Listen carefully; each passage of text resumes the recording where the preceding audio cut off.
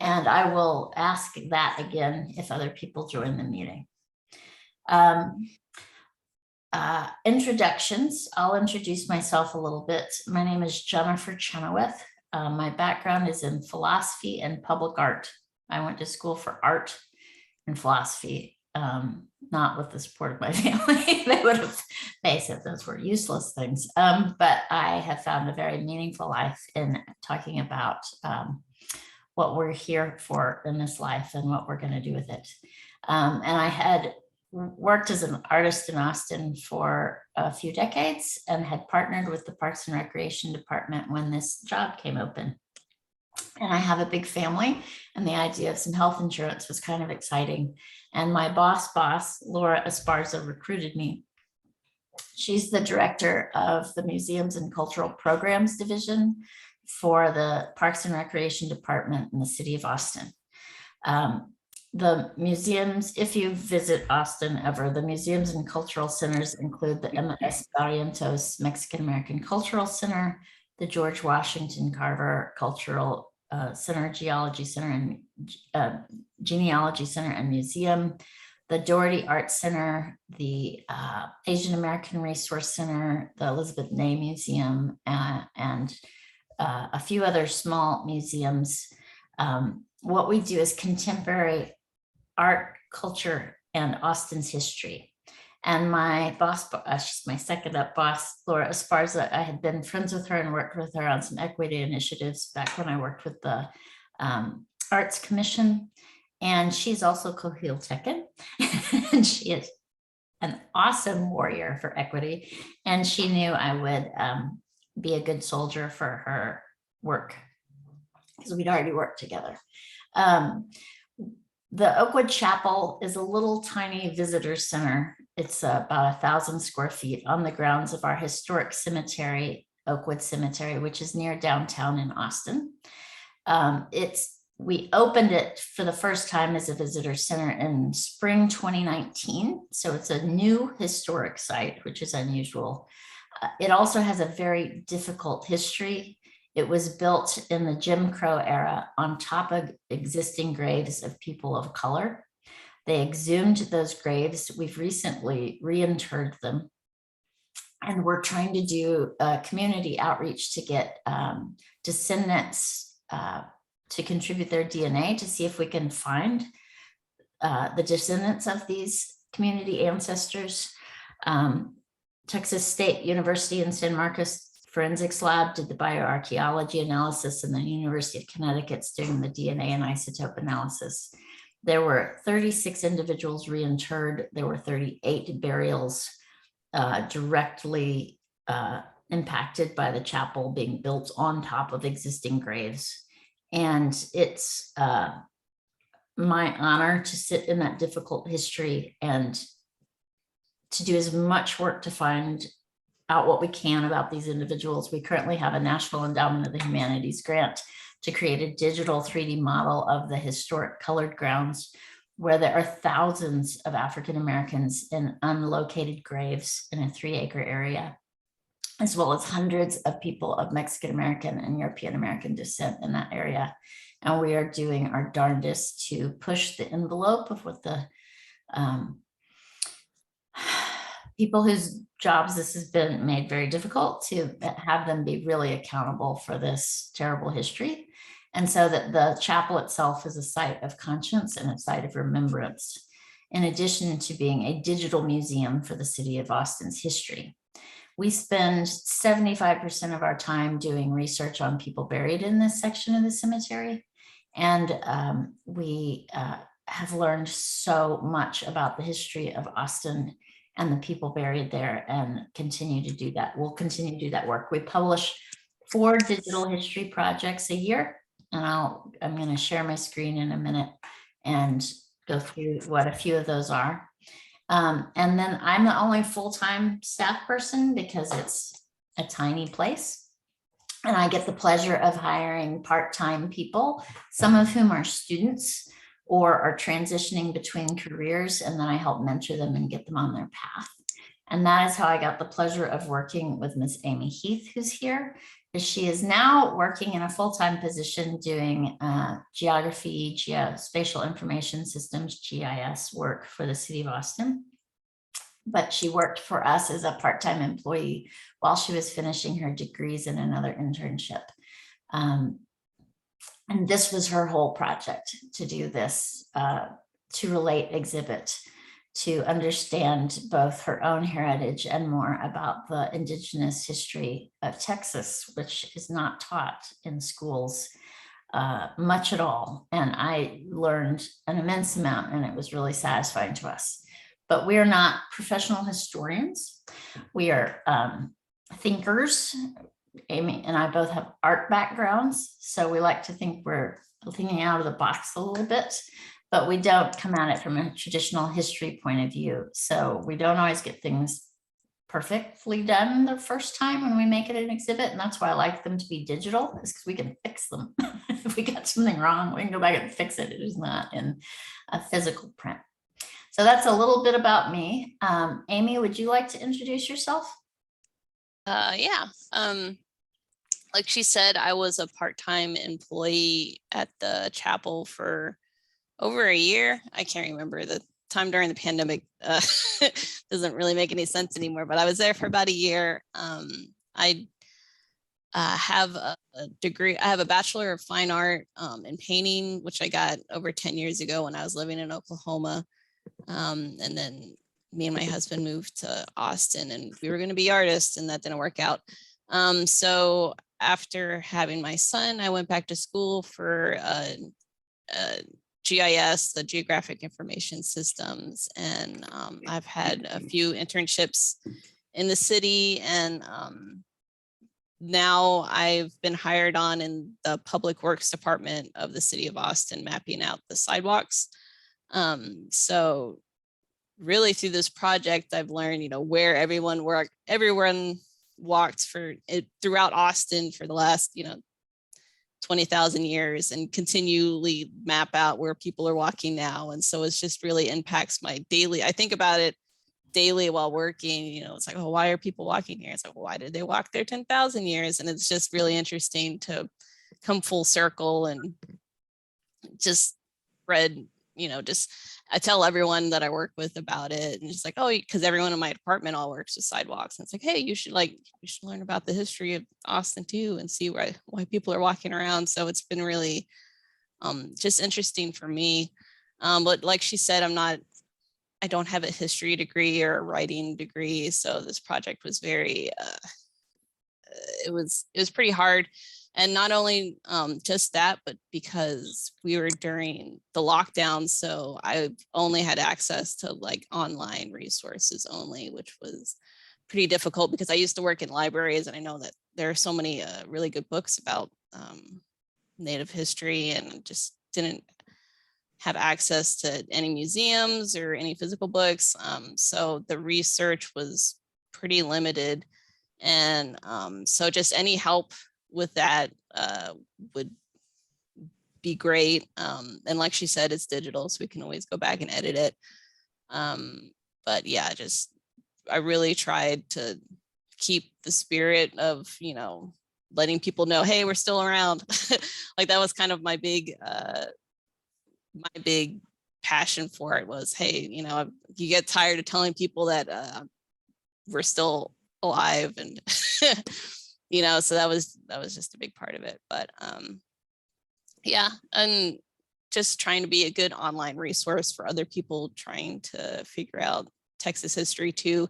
And I think it really grew into a lot bigger of a project than what we were expecting, because having lived in Oklahoma, Oklahoma Indians don't talk about Texas. So I really didn't know what I was getting into besides my own family history. I knew about that, but even then I still learned so much about it. And it's really just, I don't want to say it's changed my life, because I've always, been very interested in my own history and everything, but it's definitely given another dimension and brought it to really understanding. Now that I walk around in these areas and I live in Texas now, it's like, oh, it just adds another more tactile feeling of presence to like, my ancestors of like where they've been and what they went through. And so it was really helpful for me, and hopefully other people in the area who can find out about just a little bit more information about what actually happened, and not, just random stuff that people write, but hopefully other people feel the same way. But yeah, it's a little bit about how I feel about it. Mr. Castillo, would you introduce yourself to us? Yes, I'm Thomas, but everybody calls me Tom Castillo. I'm the Tribal, Historical, and Cultural Preservation Officer for the Lipan Apache Tribe of Texas. I'm also a council member for the tribe. Retired high school teacher and athletic and academic coach. So, and I find this pretty interesting that somebody has a program out there that is actually trying to put out legitimate information. Well, I shouldn't say that others don't, but information that others don't get. As an educator, I see that even some of the history teachers that I've come across, they'll tell me, we're not teaching the real stuff. We're not touching on the real peoples. And so I think this is awesome. Something like this is getting done. So I look at this through the lens of a teacher, if you will, as well as from a tribal member. And I think it's pretty interesting, pretty nice. And I do have a few things more to say, but I guess we'll wait for that comes around in the agenda. But and for inviting me, I appreciate being here. All of your viewpoints are appreciated and welcomed. And as a parent, thank you for teaching that also. Ms. Rocha? Amanam Nami Maria Rocha and Bilam Nami Miatankar band of Texas, which is Republican tribes that were here originally in Texas when the Spaniards first arrived. So our people are referred to sometimes as the Mission Indians. And I'm sorry, I'm having trouble with my connection, and I usually connect by phone, by audio phone. Do you by any chance have the meeting number and the phone number, and I can Let me get it. connect a little better with, put it in the chat that much. And then I can introduce myself a little later. Sure. Let me see if I can.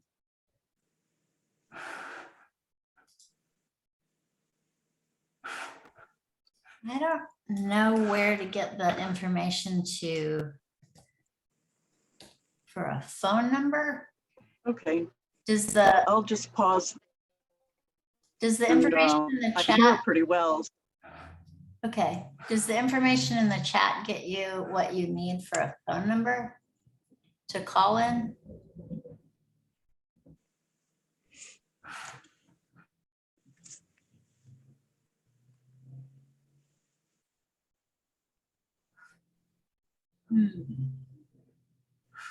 I am not a pro at Zoom.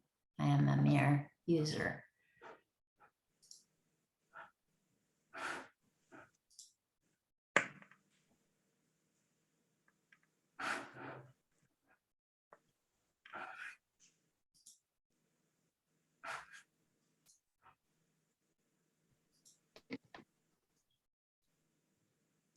Sorry.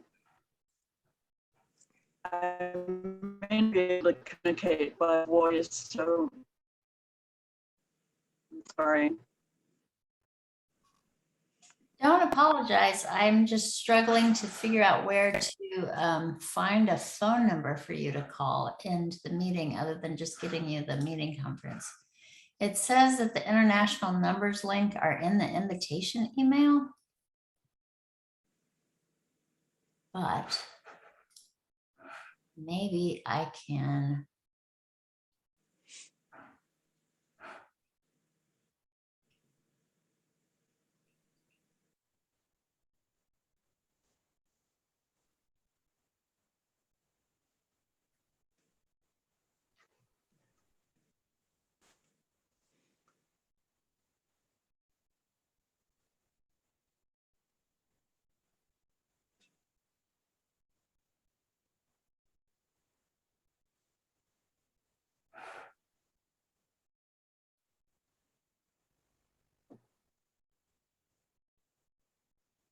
I have a phone number. I just found it. Thank you. Oh, good. Thanks. Let's give you a minute to transition to the phone, if that's all right.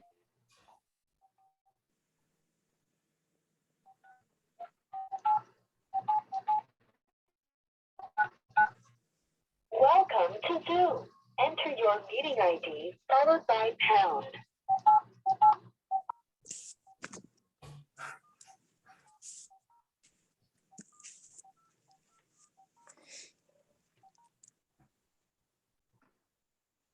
Enter your participant ID followed by pound. Otherwise, just press pound to continue. Please enter the meeting password followed by pound.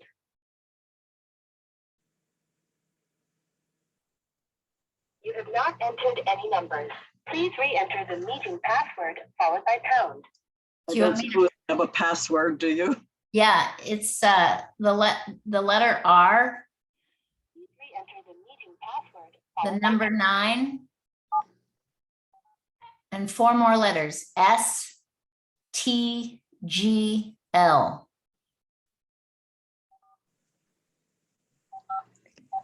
You entered 7978445. This meeting password is invalid. Goodbye. The password didn't work. I'm really sorry about that. That's all right. Have a terrible connection. Maybe I can just listen. Well, you sound clear to us now, so let's just roll with it if that's okay. Okay. So I'm on the board of Elders of Indigenous Cultures Institute. So. And what does ICI do, if you wouldn't mind? Sorry. What does Indigenous Cultures Institute do? Oh, well, regarding the chapel issue, we work in repatriation of our ancestors. So we've already repatriated 9 ancestors in a cemetery that we set up here in San Marcos in collaboration with the city. And we're the only city that has a repatriation cemetery. And it's only for members of the indigenous people here in Hays County who are repatriating Hays County ancestors.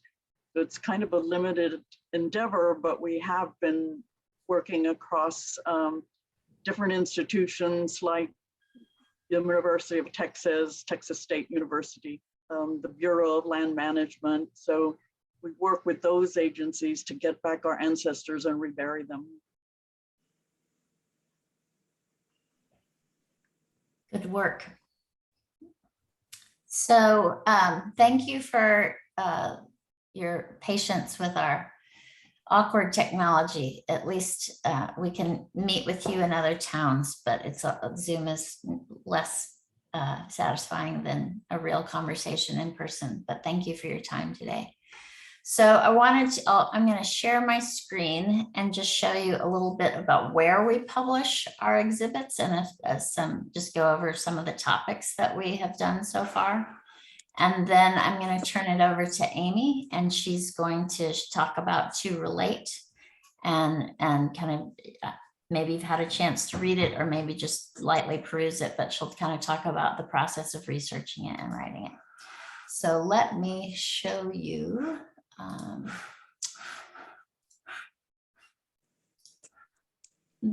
This is the homepage of the Oakwood Cemetery Chapel. Can you see my screen?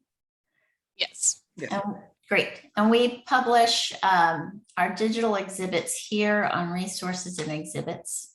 And like I said, we publish 4 a year, and our brand new one that's out is called To Liberate on the Watson Chateau, which was a house most likely built by enslaved people in 1853 by the Bowies.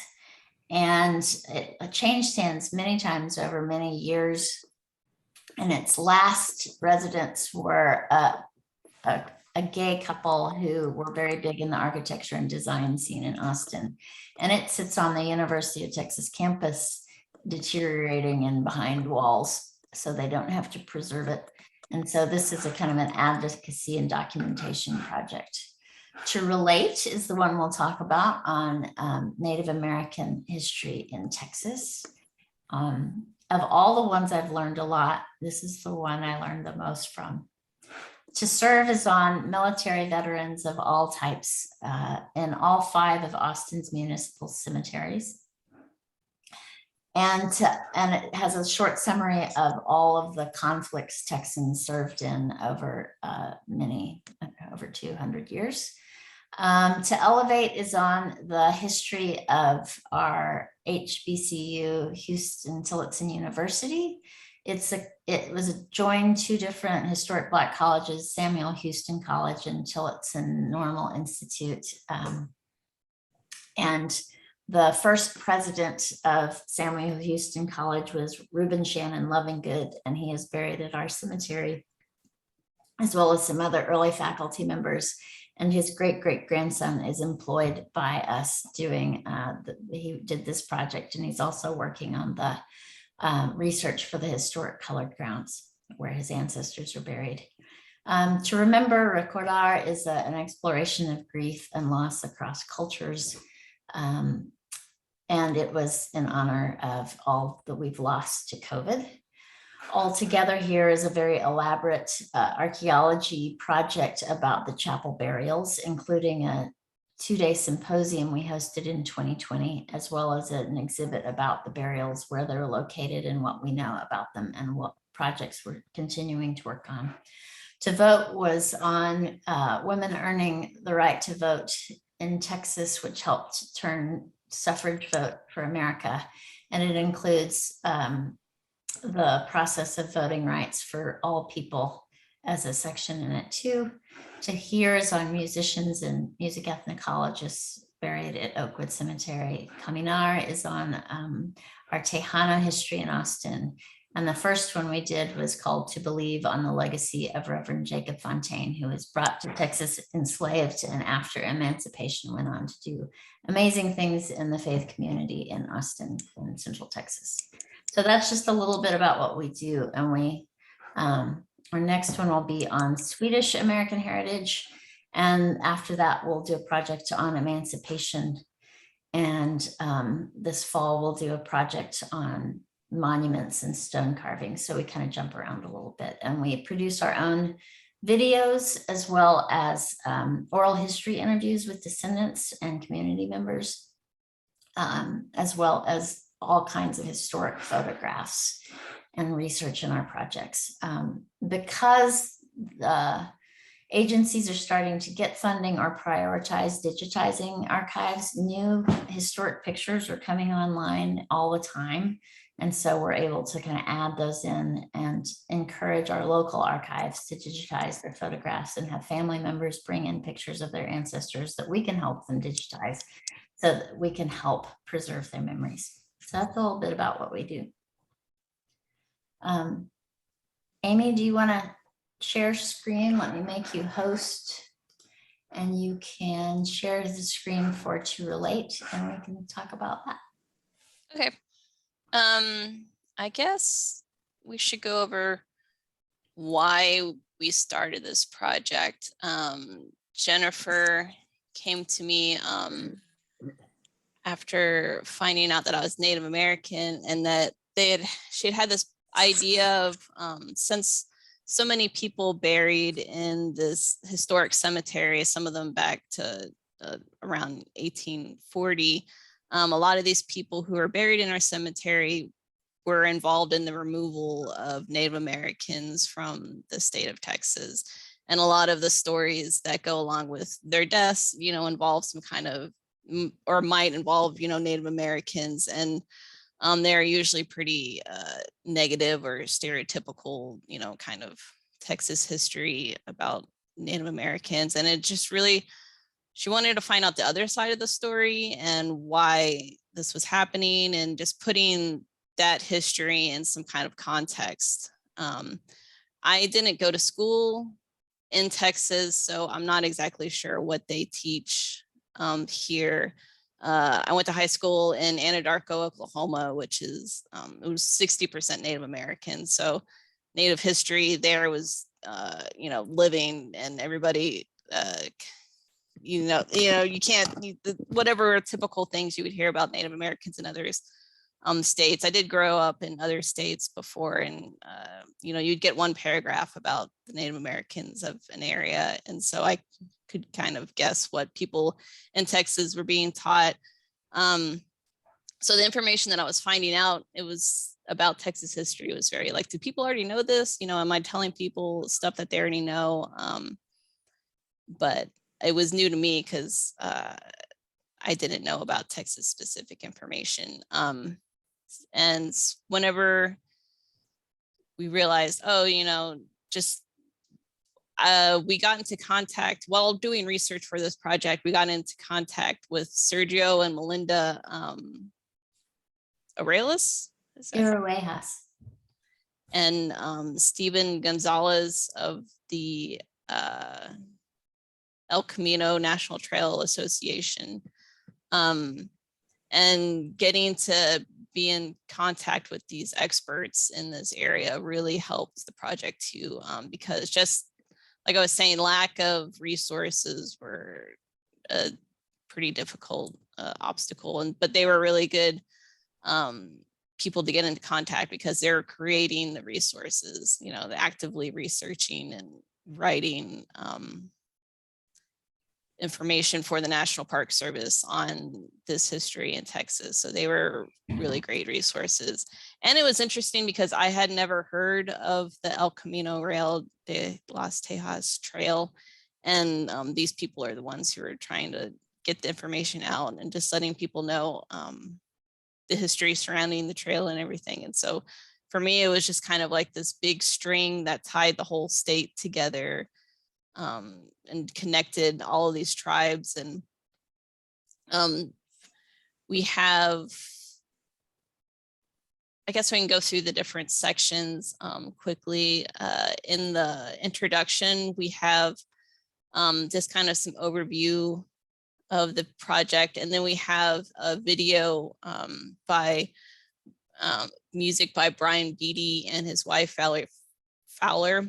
And they have written this. If you haven't had a chance to listen to it, it's pretty good. And he just tells the story of all the tribes going through Texas along this trail. And it's just so much information packed into this 20-minute song. And he's a pretty good advocate for Native American history in Texas, and kind of takes off the whitewashing that happens a lot with it. So they're pretty helpful. The second part of this, where I just kind of quickly give a summary of as many tribes as I could in the state, which is really difficult because there were so many different tribes and just different languages and different names for different tribes. And I just kind of gave a background of like the environment around it, and just kind of going over and just did like a slideshow of as many tribes as I could and like where they lived, and just kind of sorry, this video was covering this button. Trying to go over where they lived. I got this information from these tribal boundaries from a website called,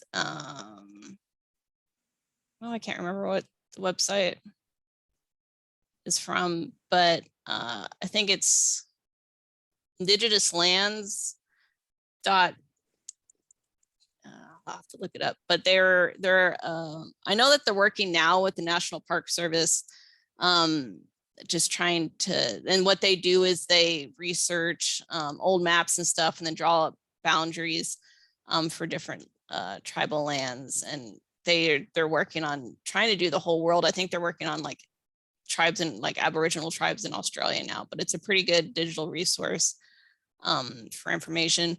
I put the link in the chat, and that also includes language boundary areas as well as treaty boundary areas. And it's crowdsourced by Indigenous people themselves when possible. So they have a way to input information. Yeah, they're out of Canada. And so the information, like she said, it's crowdsourced. So they do verify, I think, some of it, but whether or not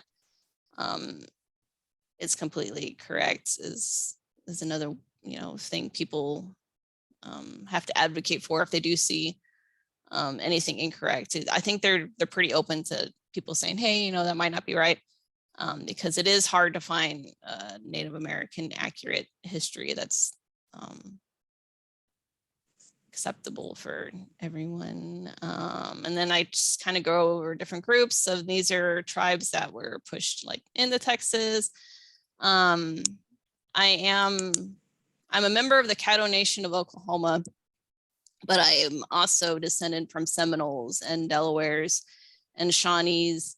And so for me, it's pretty interesting to see not only like my tribal history in Texas, but how the other groups of tribes like came, because I never really realized how Texas was this last hope for a lot of tribes of having like free land before being forced into Oklahoma too. So that was an interesting thing that no one ever talked. There's like this weird time that misses from a lot of history from like the 1800s that I had never heard before. And so this project really filled in some gaps for me personally.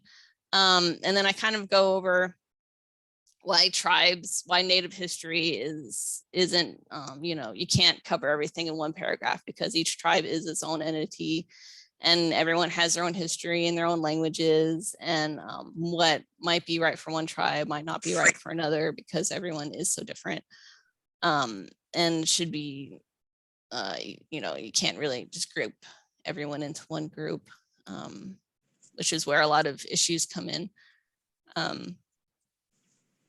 And go over like where Native Americans are now, we're still around, and just kind of let people know that, because that's always still a question of where they are now.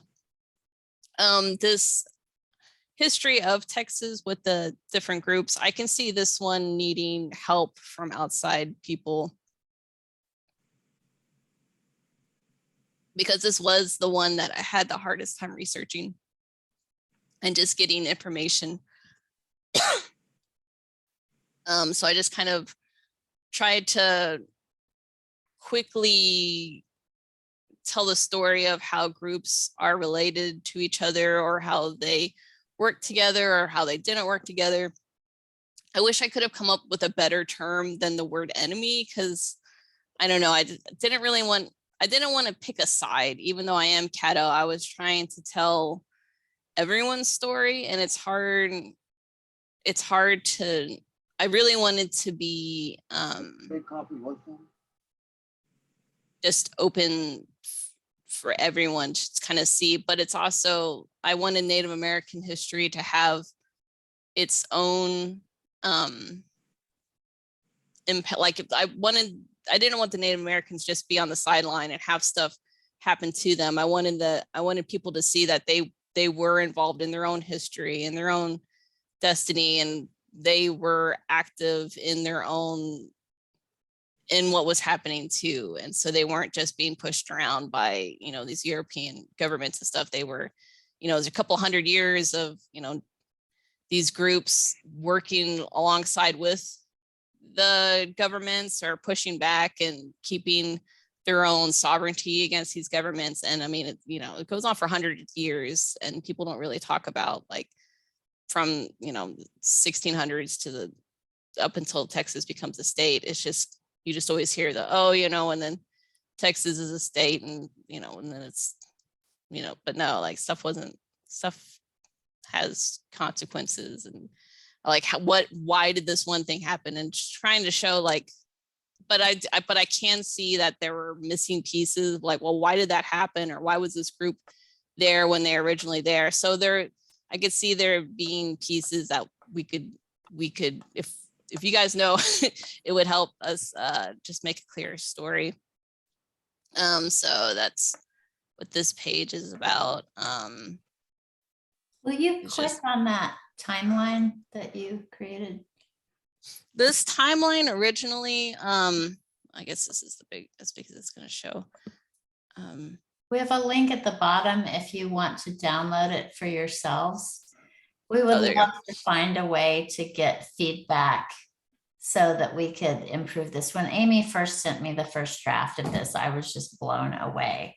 But we know it's just, some of it's taken from books that aren't even historically accurate because those were authored by white people. So we would really like to figure out, and if you have any advice on how to share this around so that it could be more collaboratively authored, that would be a big help. Because originally I was creating this for myself to try to keep the history straight. It wasn't something that I was going to share, but then after showing it to Jennifer, she was like, oh, like this I think it really helps to show that there were so many different groups and that everyone wasn't just one people. And just like any other, groups in any other continent, people got along and sometimes they didn't get along and sometimes alliances changed. And I think that's why Texas history is so difficult, is because alliances did change and the way people felt, especially whenever more and more groups started to come together, you really had to work on alliances, and alliances fell apart. And so I think this just helps to visualize Native groups as separate people, which I think is important to just let people know that everyone had, it looked like any other, intelligent group of people. They each have their own ideas of what's best for their people or what's best for them, and just everybody trying to either, share the same resources, which became more and more limited. So yeah, if you wanted to check this out, say, I wouldn't expect it to be perfect just because it was so complicated, and some tribes were called different things at different times too.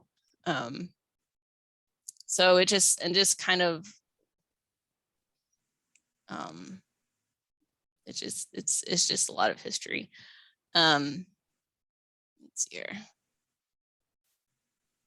So that's on the Hoosier Teja section. And then it just kind of goes into Texas becoming a state, and then United States Indian policy, and how, just everything changes whenever a new government comes into power. So we're just kind of restarting. These are pictures of my family.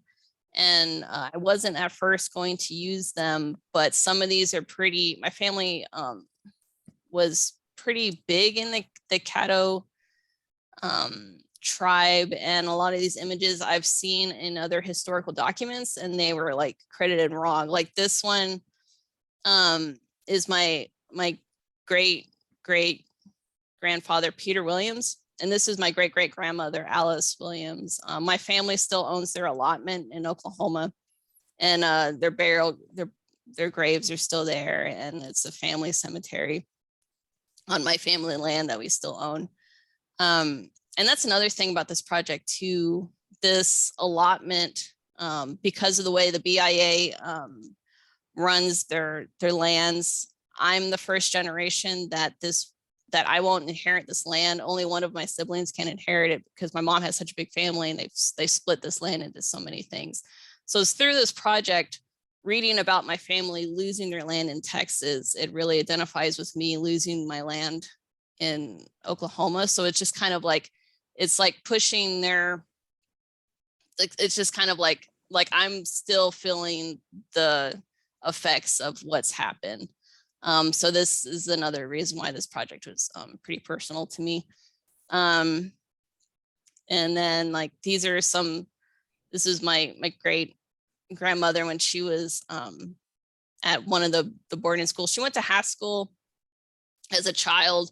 One of my brothers actually went there now in college in the late 90s. Him and some of my cousins went to Haskell University in Lawrence, Kansas. And so that's her right there. And she ended up she was a concert violist and toured Europe, and then came back. When she came in the 1920s, she went to DC and was a native rights lobbyist, and just seemed like a really good person. And these are just some family photos of her. And then that's my mom and my son. And it's really just more about showing that we do still exist, and that our history is living. And I don't know, it might be too personal for a regular history, but it seemed important to let people know that we're still actively creating and living. And then it goes on to a paragraph about just the connection between the Native American history and the Tejano Mexican American culture in Texas today, which I feel like people don't always connect right away. And just letting people know that, you know, almost half of Texas is, you know, Mexican American, and those are indigenous people. And it's like, oh, you know, like, where are all the Native Americans? Well, they're still here, you know, just called something different, if not recognized by the federal government as, you know, Native Americans. And because they don't want to count they don't want to count everybody, because then it means that they didn't win.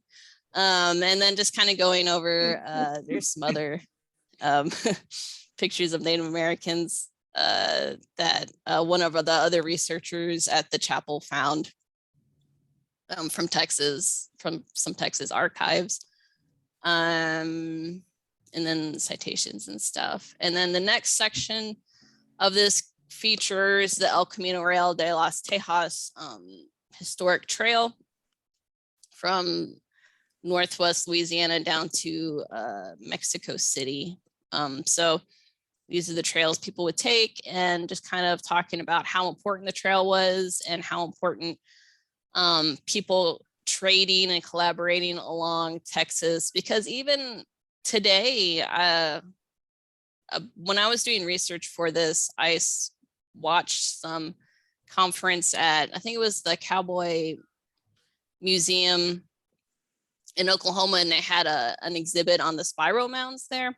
And they had some historians, and they were talking about different trade routes and stuff, and they just completely ignored Texas. And like, they didn't talk, they, you know, showed all these different routes, but it was just like the square around Texas. And it just still doesn't seem like people really understand how active the Native Americans in Texas were, and how they traded, and how sophisticated their trade networks were. And people were walking back and forth from Louisiana, you know, from the mountains in Louisiana down to Mexico, and just trading, and, you know, everybody just talking with each other, and just how many different people. We have a really good video on here if you haven't seen it yet.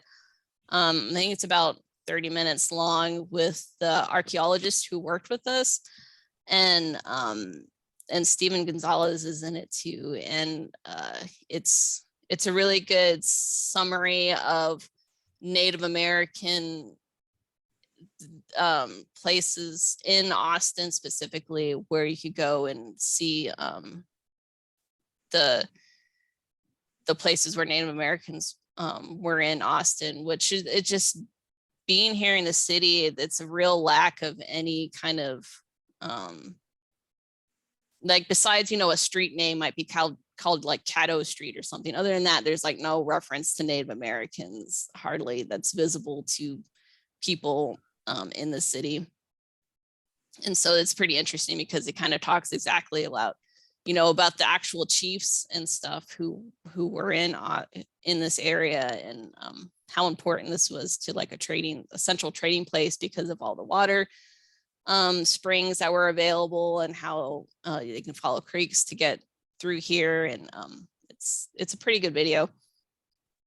And then we just kind of look at some like historic maps. We talk about trading with the different tribes. These tribal boundaries is also from that native land, crowdsourced information. So just trying to show where people, these kind of maps are always kind of misleading though, because it's like all of these tribes weren't in this exact space at the exact same time. And so you're really limited unless you showed a series of maps, like for each, you know, century or decade or something, to show like the change of where people lived. It's they can be misleading that way. And that's definitely one of the drawbacks to being a cartographer, or like, how do you show spatial and geographic information at the same time in a temporal sense? And so that's just definitely one of the limitations. So this kind of goes, I mean, like, it shows like the Comanches, you know, all being here, and they weren't here until the 1700s, you know. And so that's why that first section of this is important, because it shows where tribes were, and then where were before they came to Texas too. So they kind of go hand in hand. And then just some more historic maps. Let's see here. And then where the trail is in Austin, where people can go today to go look at it, places that they talk about in the video. And then these are some just springs along the trail where people would have stopped while they were trading through the Austin area. And just the connection between water and life, and just how important it was to, you know, to live and to be able to, like, this is why people were in this area for thousands of years, because they knew where the water sources were. And this is why this is important, you know. Although I do love, you know, I love tubing just as much as everybody else down down the rivers. It's important to know the connection of why, you know, these places are important to people and have been for forever.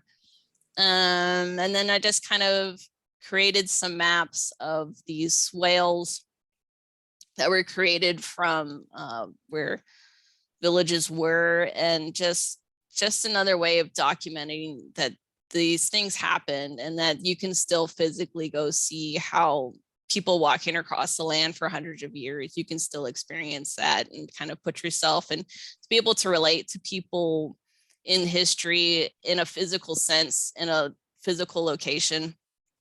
Like, this is a place where people can go. And so that's why we were really focused on public parks where people could go, especially since we're the city of Austin Parks and Rec. So these are places that people can go.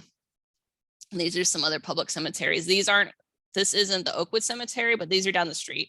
It's like a mile, I think, mile or two from our cemetery. And that's also another reason why these aren't developed, is because they're cemeteries. And so it's easier to see the actual change in elevation and how it's next to the water source and where the trail went through. So it's just really interesting to see, like, oh, like, this is why. Sorry. And so the McKinney Falls, which is close by, and then we just kind of highlight that on the map. And then showing how people use this area today, like schools and golf courses and stuff, and then just kind of locate them on a map. And then another picture from the history. This just kind of goes over how quickly area in Austin is developing, and how this kind of highlight, like, the one swale, they're like building an apartment complex right next to it. And so that swale might not be there anymore in one of the cemeteries. So it was kind of through this whole project, I kept trying to, like, reach out to old professors and stuff, and then finding out that they had passed away, or places that are being developed. And, like, I really felt like I was in a hurry to create this, especially during the pandemic, and you're losing so much history and so much knowledge of, you know, people with this knowledge, and just trying to make this connection with older generations, and just trying to learn. So just really highlighted to me, like, how important it is to document stuff now, so that we don't lose it. This one was, we did, like, we had an open call for, like, artwork for an art show, and then nobody responded. So it's just me, I know my mom's artwork. So it's just some artwork there. And then we have our credits for all of the people who helped. And this is the quote that I used for it, from it was a nonfiction anthology of Native American writings from, like, 1700s up. And the author wrote how they sought to relate their personal views on Indian white relations to a misinformed European American audience, and just trying to, get the idea of, you're still kind of fighting like, hey, we're people too. And just imagine if you were us in this spot, like, what would you do kind of thing. So these are just all of our people. And yeah, so that's the whole project. That might have been a little more in depth. I don't know if you guys had a chance to read it yet. Yeah. So I guess if you guys have any comments on any specific part of the project, we can go back and look at it. I can take some notes on any feedback or changes there that you might have. Well, can you hear me okay? Mm-hmm. I'm just really blown away by the depth and thoughtfulness of how you put this together. I really love your understanding of the complex history, and that you portrayed it. You're presenting it and you're trying to explain that it's more complex than just one story. It's multiple stories. I really love that. And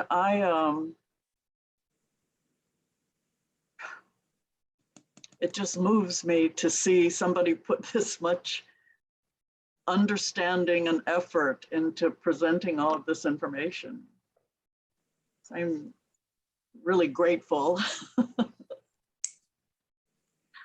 Thank you. That really means a lot.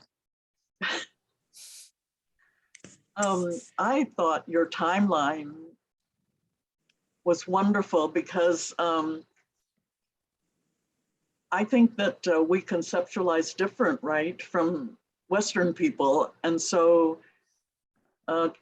Western people see a timeline as separate from a map. And so, it's difficult for them to understand how to blend the two because we see everything together holistically, right? So I love your timeline because it's like an attempt to show how we think in terms of what's happening and who's relating to who. It also pinpoints relationships, which is really important. And it also conveys travel, like these people were traveling among each other. And I just love that. I had a question about that because you had the Spanish included with the tribes, and I was just wondering about that. Well, a lot of what was happening, the Spanish were also, I kind of didn't want to make a big deal out of the Spanish. Like, I don't know, like just kind of, because there weren't that many of them, and they started kind of just being involved with what was going on. And kind of, I don't know how much they actually influenced. Like you always hear, oh, the Spanish did blah, blah, blah. But I mean, I know at least the Caddos are very like, Spanish, we're going to do our own thing for a while. And so I kind of wanted to put everyone on equal footing. Like all of those squares are the same shape. I didn't want to make a big deal of how many people were in each group or anything, because those numbers are always incorrect.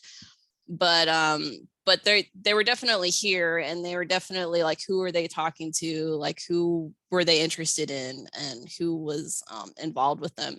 And so, I mean, as much as it's like, I was really trying to focus on just Native American history, but the Spanish are definitely like, when did they, that's why I kind of started off not with when the Spanish came. The Spanish weren't at the top, like history wasn't starting with them. And so they just kind of like come in and it's like, oh yeah, like the Spanish were starting to come into you. It's like, oh, and then the French were, I wish I knew more about the French information. I feel like I could have gotten more research on them, but it's just people don't want to write about people getting along. It was so much more about like the conflicts and stuff. And so that's definitely an area I think I could have expanded on more. But so the Spanish are here, but I didn't want to. You still got to involve them, but I just wanted. No, go ahead. I'm sorry. No, go ahead.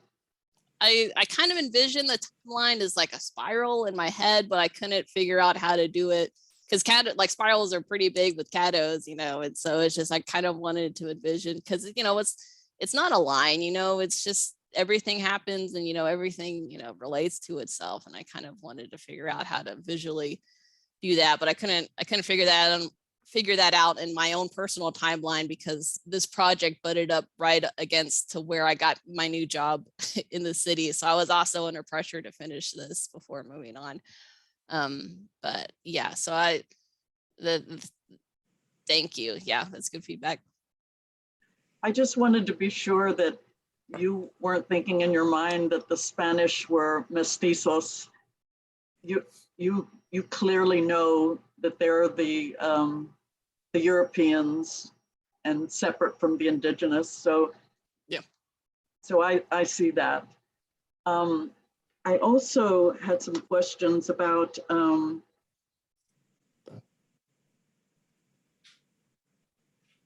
you included some language about slavery, that indigenous people enslaved other people. And it kind of stuck out to me like, why did you say that? You know? Yeah. Like, yeah, there's definitely a movement now to include, because a lot of the tribes that were coming from the east, like the Chickasaw and the Cherokee and stuff, were coming to Texas, but they were also bringing their enslaved with them as well. So not every, because I mean, in Texas, the Spanish, I couldn't really find much research on how much slavery there was in Texas before it was opened up for you know, white immigrants to come in. And so I wasn't sure, I couldn't figure out how much there was for pre that, but I know some tribes did bring their enslaved in with them. And I know like in the Cherokee tribe and stuff, and like the Seminoles are trying to kind of repatriate, you know, and give tribal enrollment to freedmen ancestors too. And so it's just another one of those. And so like the tribes here might not have had that, but the tribes coming in from the East Coast were definitely bringing in enslaved too. So I didn't want to not acknowledge that either, because that is also an important history for freedmen ancestors too. So it's really, that was another one of those things like, oh man, like I had just learned about this too. Like I need, like that's why this thing is so big. And it's like, oh, like I really just I don't want to exclude anyone's history or, but yeah, but like I was saying, each tribe is different. Like I try to make a big point of like, this is separate. And like part of it too was learning about this, how the Seminoles went to Mexico first with their freedmen friends, and some of the freedmen stayed in Mexico because they didn't want to come back to America because they were capturing escaped slaves and stuff and putting them back into slavery in Texas. And so that tribe is just now getting recognition by the Mexican government. And they're like right along the border too. So it was just so much I had never heard of before. And I'm Seminole. I had never heard that before. So it was just, so yeah, I felt like I didn't really dwell on it too much because it didn't really affect too much of the other tribes that were going on. But yeah, I definitely felt like it was needed to be included as well. Well, I think it's an important aspect, and I would add a little more of that. I mean, I really love that you understood that, and it also speaks to the white settlers that came in because of slavery, and they brought their slaves, right? To have an understanding of this whole concept of the people who came down here, the indigenous who came here, the white people who came here, there was the element of slavery. And for our people, we had been enslaved by the Spaniards, you know, for centuries. So there is that important element of different people who experienced that and were brought here because of that.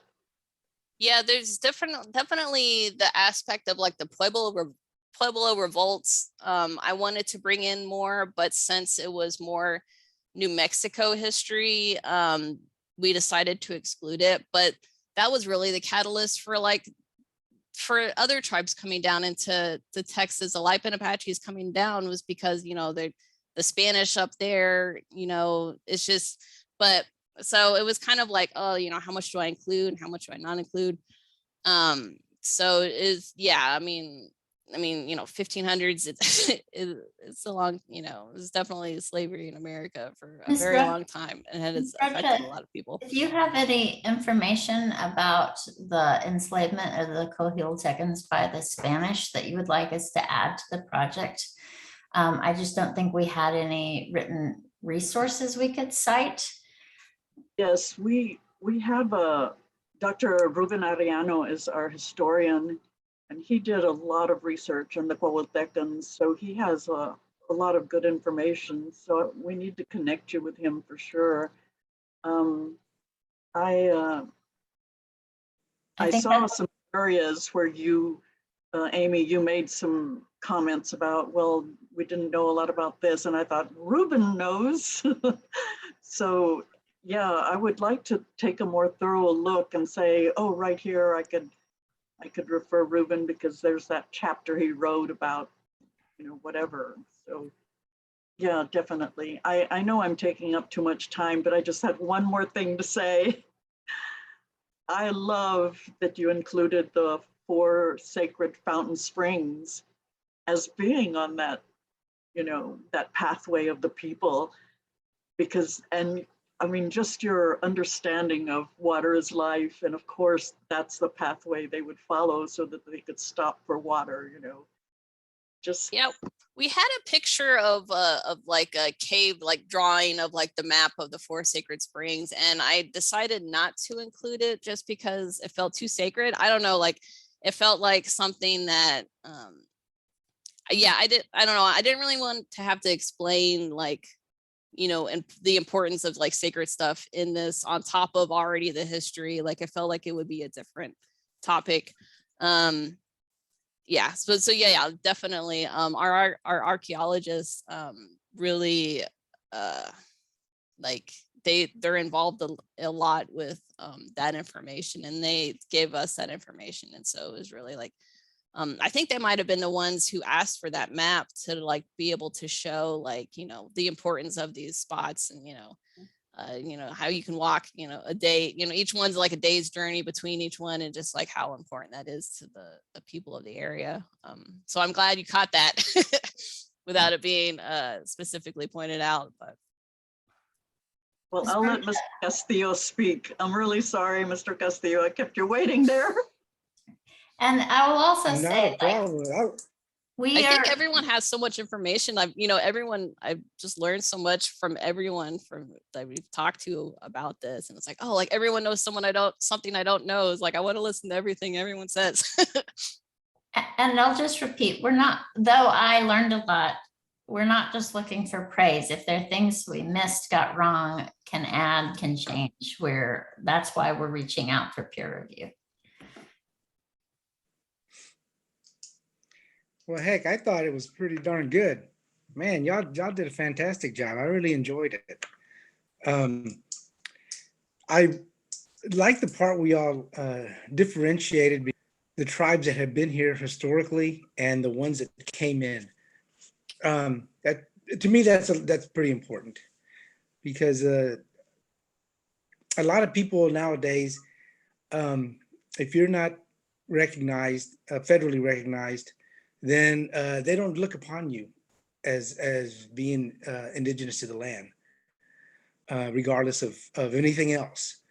And so in Texas, the only ones that are recognized are the ones that are not indigenous to this area, which is kind of sad. But and all that had to do with, of course, and it was mentioned in there, the fact that with a stroke of a pen, all Indians that were indigenous to Texas are now Mexicans.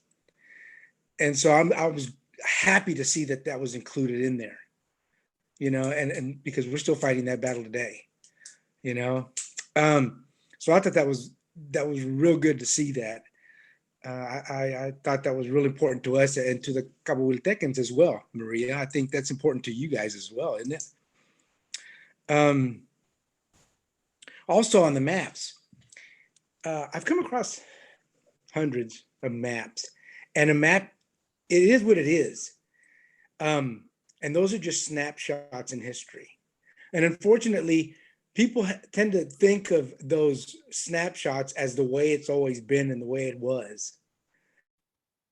Like for the Lipan Apache, we started out, we're cousins of the Jicarilla, broke away from them, came down to the Panhandle and kept coming down to the south, all the way down into Mexico.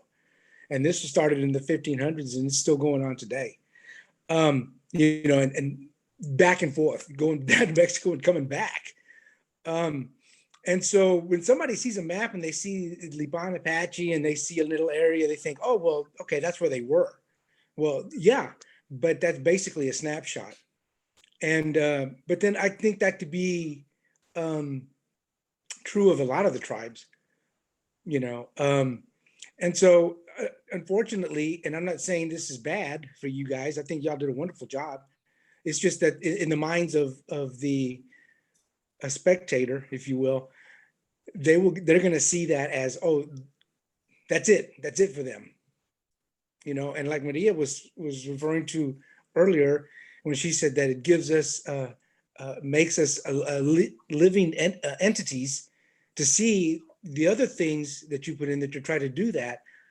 When she said that, I thought, man, that's great that she hit the nail on the head by putting in all those other things like that in the presentations.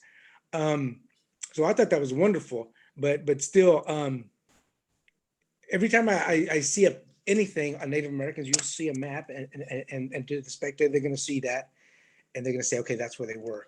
When in reality, we're all over the place. If you look at government documents from the United States of America, government documents in Texas, government documents from Mexico, in New Mexico, you'll see, for instance, the Lipan Apache all over the place. You'll see us all over Texas, from the Panhandle down way into Mexico. We didn't have a border. The border fell on us, right? And so we know we're talking about Austin and we're talking about Texas, but still, from West Texas all the way to the Gulf Coast. And so I don't know, I guess that bit on the Camino Real did a good thing. It left me wanting more because y'all put the emphasis and everything on the Austin area, which understandably, okay, yeah, that's what y'all are covering. But the Camino Real went a long ways and way down into Mexico. And so it leaves you pondering and thinking, what else is out there? What else is out there on that Camino that we could have learned about? And again, it just leaves you wanting more. So as an educator, that's a good thing, right? And I can understand why y'all covered what you covered, and that was cool. But the Camino Real did go into South Texas, into the Laredo, and then back up to the north and the east, and I was brought to mind, and the four sacred springs were brought up, and it brought into mind the area that it covers and how it also would affect it. Maybe you could add on. It would be up to you if you want to do the research, but how it affected the peyote ceremony and the Native American church and the peyote trading, because it would seem that that would be a perfect route for that, and how that might have or would have influenced that. Yeah, that's my great grandfather Peter Williams was a big peyote medicine man and in the ghost dancing scene. But yeah, it was just another one of those, like, I not wanting to get into religion or anything sacred, because I don't know, it seemed like, I mean, I could spend 5 years on this You know, there's so much information, like Absolutely. everything I learn is like, oh, I want to learn more about that guy, or I want to learn more about that tribe. Like, I've never heard of these people. Like, I want to know more, you know? And so, yeah, you bring up a good point. Hopefully this is a good launching pad for people to go, oh, like, I want to learn about this trail. Let me, you know, we have all the links to like the Trail Association's website, and other information that hopefully, yeah, I mean, we have links to all of the different tribes on our, on the contributor down here. We have the link, all of the links that we have, and they list all the different tribes. So if people do want to find out more about these tribes, we have them here. And I mean, it's a lot. It's a lot. And, you know, it just kind of linking all of, you know, just like, hopefully just a good source for people. Because I think they teach Texas history or Native American history in like the 7th grade or something. So I here in Texas, so we tried to, you know, have it at like that level too for young people to be able to find out more information. And so yeah, you're right though. Like you could talk forever about each section. And then that song that Brian Beatty has, he did an amazing amount of research, because the video we have is from the Texas border up to Austin, and then later he's coming out with the second half from Austin up to Louisiana, and he talks about like all the different tribes and stuff along this trail. And it's really amazing to see someone who's not Native American like care so much about being accurate and like naming these tribes and naming these people in this history. So it's definitely like, that was something, you know, meeting him was a good research too, of just, you know, like the kind of information or kind of effort people put into like this history too was really inspiring for me as well, to think, oh, people do care. You know, it's just being in Austin, it doesn't seem like anybody cares. And so it's just, I mean, it's really good to hear it, because we also haven't had like any feedback either. Like you guys, you guys are the first ones to like give us any feedback too. So it's like, do people like I don't know, like and not you know, like what gives me the right to talk about like other tribes' histories too. And so it's like, that makes you nervous too. And it's like, oh, I don't want to be like, oh, this is how we all feel, because, you know, everyone feels differently. So I just really try to get that across. It's like, oh, if you want to find out more about these people, contact these people and, you know, talk directly to them.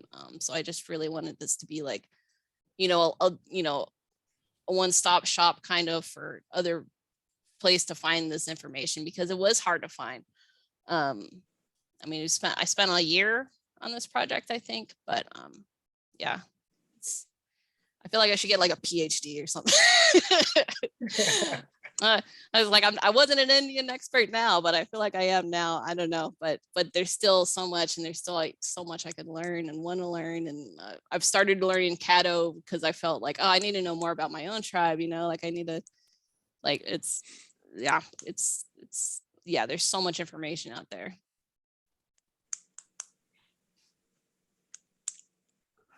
Thank you for your feedback though, because we've really been like, well, what is it? Is this okay? So. I really am grateful. I hope it.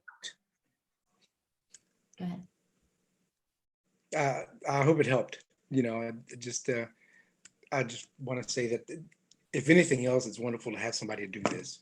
You know, even though it's a synopsis on the tribes and the things that happen around Austin area, it's great. It's wonderful. Thank you. I appreciate it. Thanks.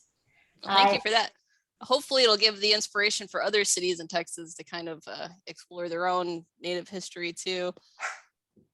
If you have time to read more and have any other comments, criticisms, feedback, things we're missing, we are all ears. And if you have any other people you'd like to share it with, we're also interested in more comments, feedback. We scheduled a second meeting in case more people could join, or they can email us or schedule a phone call or whatever that works for their time. It's just, it's hard to get everybody on the same page or have a good intimate conversation with 20 people at once.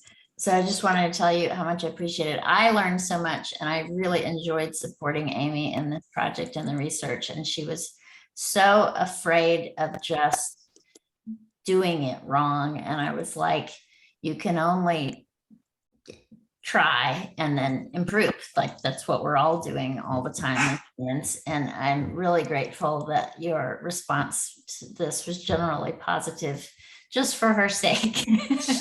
I am always willing to like, oh, got it all wrong again. Time to start over. But one other question I had for you is we did a lot of reaching out to people long in advance during the year she was doing the research project and didn't get a lot of responses from people.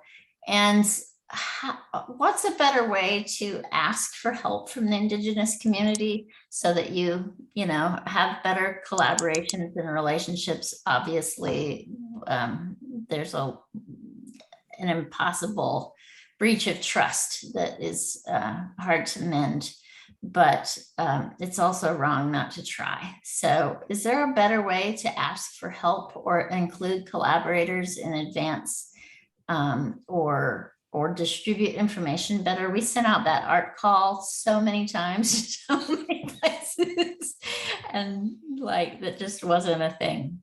So we're grateful for your time today, but how could we do that better in advance next time? I would think if you have the means or the ability, and to be quite honest with you, you have to do it face to face. You have to go talk to people. You know, you got to get to know them because even today, people are kind of hesitant. And I know, especially Native Americans, are to talking on video conferencing or even just talking on the phone. But if you can get a hold of somebody, if you can go to some of these tribes and get a hold of their preservation officer or an elder or somebody, and sit down and talk with them, that might be a little better at reaching out and grabbing somebody that would help you. You know, taking it to them and let them see it, sitting down with them, and then getting their response that way, as opposed to waiting for somebody to get back to you. I think it would be, and of course you have to find out who they are, you know. But I think you get a lot more response that way. Again, but then you have to go and you have to find, you have to talk and do that. That's my own. That's what I've seen and personally of how you go about dealing with Native American people, especially the elderly. Yeah. Well, I thought it was very effective when, Jennifer, when you reached out to me and said, you were referred by, I even forget now who referred me, Gonzalez, I think. But I thought, oh, well, okay, if he referred me, I need to pay attention to this. And of course, the rest of your email was of interest to us. And so we felt that we needed to participate. At this point, I feel like Dr. Ruben Ariano needs to see this. One of our leadership circle, Emily Aguilar, needs to see this. We have a Choctaw member who is really active, Aaron Pyle. Dr. Pyle needs to see this. So I'm going to give them the April date. However, they may not be available for that date. So I'm thinking we should follow up with them that maybe something in particular can be done for them, refer to the website and then ask for comments on maybe these 3 items or whatever Amy thinks she needs some help with, so that you can connect with them either individually or at the April meeting. So I think, I mean, that's all I have to offer about getting out there. Our experience has been that what Mr. Castillo said, face to face, person by person, family by family. That's how we reach out, you know. And which was not possible during the pandemic. So it was like, oh, I can't get a hold of, like, I couldn't even get anybody at my own tribe. It's like, no one's in the office. I can't call anyone. Yeah. So yeah, it's definitely like, oh yeah, I know that, but it's just like, being in Austin, so far away from everyone. It's like, drive 6 hours for nobody to be there. But yeah, I get where you guys are coming from though. So thank you. Thank you so very much. I'm going to follow up by email with how to get you an honorarium for your time today. And please do share that next April date with any of your colleagues and friends and family members. If they would like to have anything to say, we would love to hear it. And otherwise, if there's anything we can do for you, please don't hesitate to ask. Thank you so much. Great. Thank you. It was great meeting you. All right. My pleasure. Bye. Bye.